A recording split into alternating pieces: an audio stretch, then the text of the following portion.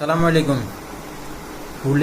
বাংলাদেশের পুলিশ যদি চায় এক সপ্তাহের ভিতরে বাংলাদেশের সবগুলো অপরাধীকে ধরা সম্ভব। কারণ তারা জানে এতদিন তারা যেসব অপরাধী থেকে অপরাধ করছে, মানে ঘুষ নিছে, ঘুষ নিয়ে ছাড়ি দিয়েছে অপরাধযোগ্য কাজগুলোরে, মাদক পাচারকারী, চোরা কারবারি, তারপরে সাদাবাজ যারা ছিল তাদের থেকে কিছু টাকা পয়সা নিয়ে ছাড়ি দিছে।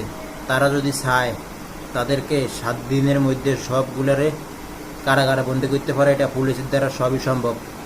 যদি পুলিশ মানবিকভাবে চিন্তা করে দেশ শান্তি আনতে চায়, তারা যে বিপদে পড়ছে সরকারের কথা শোনে, সরকারের কথা মতো কাজ করে, তারা যে বিপদে পড়ছে আশা করি তারা ভবিষ্যতে এই ধরনের কাজ তারা করবে না। আর তারা নিজের আইনের গতিতে চলবে, দেশের শান্তি রক্ষা করবে। তারা যদি আবারও নিজের গতিতে না চলে আবার বিপদে পড়বে। আশা করি ভালো থাকবেন সবাই, ইনশাআল্লাহ।